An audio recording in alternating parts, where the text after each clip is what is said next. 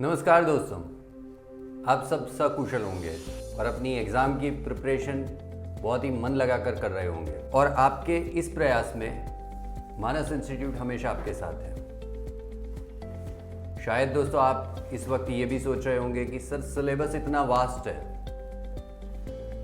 और टाइम इतना कम है, हम शुरुआत कहाँ से करें। मैं आपको लाओ त्से की एक बात बताना चाहूँगा। उन्होंने एक बार कहा था, हजारों माइलों का सफ़र बस एक छोटे से कदम से शुरू होता है। दोस्तों आप अपनी प्रिपरेशन करते रहिए और आपको पता भी नहीं चलेगा कि आपका सिलेबस कब खत्म हो गया। दोस्तों आप सबसे एक बहुत ही विनम्रता से ये गुजारिश है कि आप यहाँ पर बताए गए सारे क्वेश्चन को बहुत ही ध्यान से सुनना और ध्यान से लर्न करना, क्योंकि ये आपकी आने वाली एग्जाम में आपको मिल सकते हैं। तो शुरू करते हैं most important question series level 1 के पार्ट 2 से। दोस्तों आज का हमारा पहला जो सवाल है वो है what is meant by displacement reaction. हम डिस्प्लेसमेंट रिएक्शन को समझेंगे उसके एग्जाम्पल के साथ। समझिए डिस्प्लेसमेंट का मीनिंग क्या होता है। डिस्प्लेसमेंट का सिंपल मीनिंग होता है डिस्प्लेस कर देना, यानी कि कोई अगर मेटल बैठा हुआ है तो उसको डिस्प्लेस करके उसकी जगह कोई और मेटल आ जाता है। लाइफ हो या केमिस्ट्री हो, हमेशा मोर रिएक्टिव जो होते हैं वो लेस रिएक्टिव को डिस्प्लेस कर देते हैं। तो दोस्तों केमिकल रिएक्शन इन विच हमारा फ्रेज जो कि मैंने पार्ट 1 के अंदर बताया था, chemical reaction in which more reactive element displaces the less reactive element from its solution is called as a displacement reaction. 3 word याद रखने हैं। सबसे पहला मोर रिएक्टिव एलिमेंट, दूसरा डिस्प्लेसेस और तीसरा लेस रिएक्टिव एलिमेंट। दोस्तों जो भी मोर रिएक्टिव एलिमेंट है वो लेस रिएक्टिव एलिमेंट को हमेशा डिस्प्लेस कर देते हैं।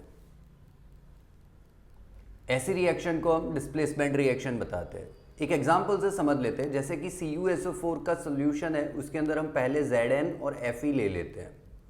CuSO4 के साथ Zn और Fe क्या होगा, हर बार Cu डिस्प्लेस हो जाएगा। एग्जांपल से समझते हैं। देखिए CuSO4 का सॉल्यूशन है, हमने Zn ऐड किया, Zn जो है वो Cu की जगह आ जाएगा और Cu अकेला, जो लेस रिएक्टिव होगा वो हमेशा अकेला हो जाएगा। देखिए दूसरा एक एग्जांपल है CuSO4 और Fe। Fe कहां आ जाएगा, Cu की जगह, तो बना FeSO4 और Cu अकेला। ऐसी ही एक तीसरी रिएक्शन है CuCl2 और Pb। दोस्तों Pb जो है वो Cu की जगह और Cu जो है वो वापस अकेला। आपने क्या देखा, Zn, Fe और Pb हर बार डिस्प्लेस कर रहे हैं Cu को, यानी कि more reactive element displaces the less reactive element from its solution is called as a displacement reaction. आप यहां पर देख सकते हो Zn, Fe and Pb are more reactive than Cu. Now, second most important question is a double displacement reaction. दोस्तों 2 बार displace होना, नाम से ही कुछ पता चल रहा है हमें, 2 बार डिस्प्लेस होना यानी कि डबल डिस्प्लेसमेंट होना। ये डबल डिस्प्लेसमेंट किसकी वजह से होगा, या तो एटम्स की या फिर आयंस की वजह से। तो हमारा वही phrase common, chemical reaction in which 2 different atoms or ions get exchange is called as a double displacement reaction। इसकी 2 बहुत ही सिंपल सी रिएक्शन है। पहला है Na2SO4 और BaCl2। दोस्तों Na2SO4 इसके अंदर आयंस कौन है, Na प्लस और SO4 2 माइनस। BaCl2 के अंदर आयंस कौन से, Ba2 प्लस और Cl माइनस। अब देखना दोस्तों Na को अगर Cl दिख जाए ना तो वो तुरंत ही भाग जाते हैं साथ साथ में, तो NaCl बना। बाकी क्या रहा, BaSO4 बस O4, सिंपल रिएक्शन। ऐसी दूसरी reaction KBr 2KBr plus BaI2। सोचिए इसके अंदर आयंस कौन कौन से हैं। आप सोच सकते हो K प्लस और Br माइनस, और BaI2, इसके अंदर आयन कौन कौन से, Ba2 प्लस और I माइनस। अब K प्लस अगर I के साथ, हमेशा आयोनिक कंपाउंड के अंदर पॉजिटिव नेगेटिव आयन के बीच में अट्रैक्शन होता है, तो K प्लस I माइनस के साथ चला गया, बचा क्या, बाबर BaBr2, तो आपको यही है BaBr2 प्लस 2Ki। दोस्तों थर्ड मोस्ट इंपॉर्टेंट क्वेश्चन है, what is meant by precipitation reaction. Precipitation reaction क्या होता है, हमें एग्जांपल के साथ समझाना है। प्रेसिपिटेट्स के अंदर क्या होता है, कोई इनसॉल्युबल कंपोनेंट जो होते हैं वो रिलीज होते हैं। केमिकल रिएक्शन इन विच, ये लगा देना है, an insoluble solid substance is formed. Insoluble solid substance is formed is known as a precipitation reaction. Reaction वही BaCl2 प्लस N2SO4। यहां पर पॉजिटिव और नेगेटिव आयन कौन कौन से होंगे, BaCl2 में Ba2 प्लस और Cl माइनस, साथ साथ में Na प्लस और SO4 2 माइनस। Na को Cl मिल गया और Ba को SO4 मिल गया, यानी कि प्रोडक्ट होगी BaSO4 प्लस 2NaCl। ऐसा ही एक दूसरा रिएक्शन है AgNO3 प्लस NaCl। AgNO3 के अंदर पॉजिटिव और नेगेटिव आयन कौन कौन से हो गए, Ag प्लस और Ag प्लस और NO3 माइनस।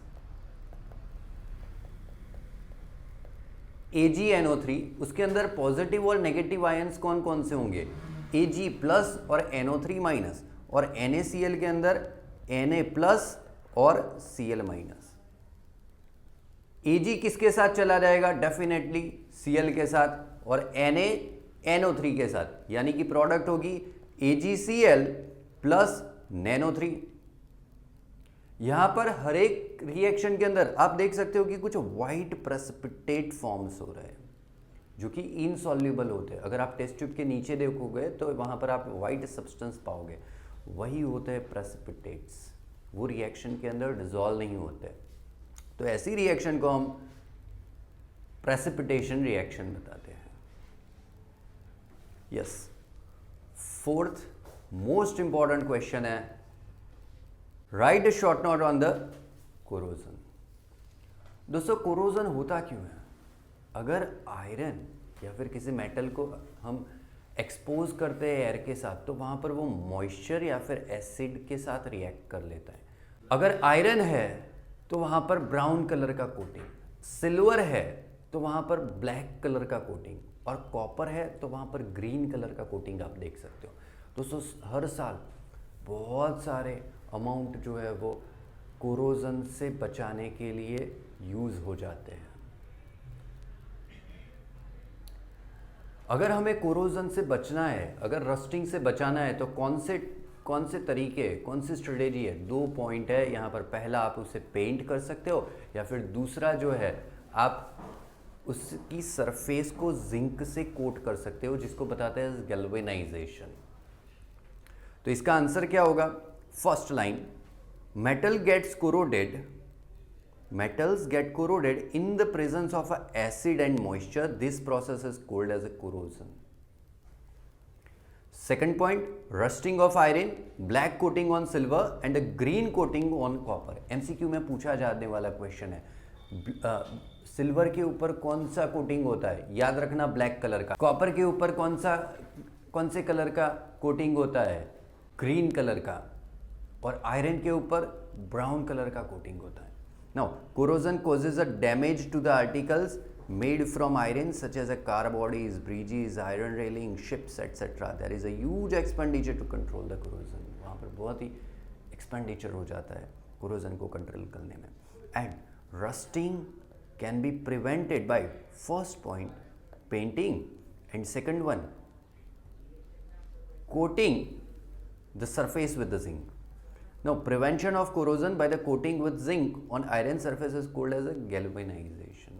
और fifth और last question है, write a short note on rancidity. दोस्तों अगर हम किसी फूड सब्सटेंस को जिसके अंदर फैट या फिर ऑयल है, ऐसे सब्सटेंस को एक्सपोज करते हैं एयर के साथ, तो उसके अंदर उसका टेस्ट या फिर स्मेल चेंज हो जाती है।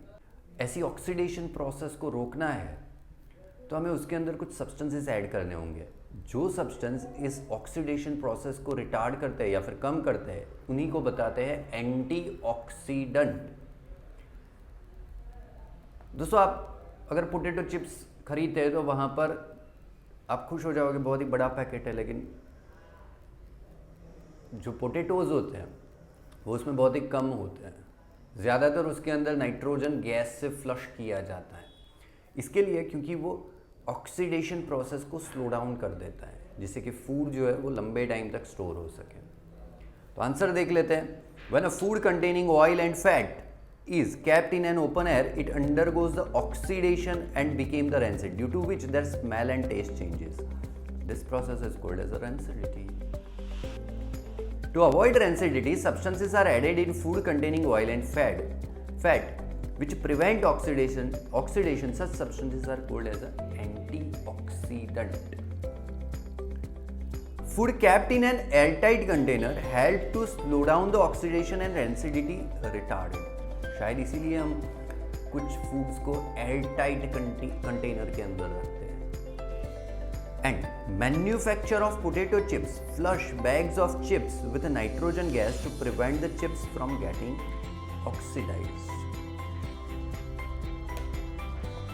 दोस्तों, अगर आपको ये वीडियो अच्छी लगी है तो अपने दोस्तों के साथ ज़रूर शेयर कीजिएगा, और अगर आपको कोई भी डाउट है तो आप मुझे कमेंट सेक्शन के अंदर बता सकते हैं। हम आपके डाउट सॉल्व करने का पूरा प्रयत्न करेंगे।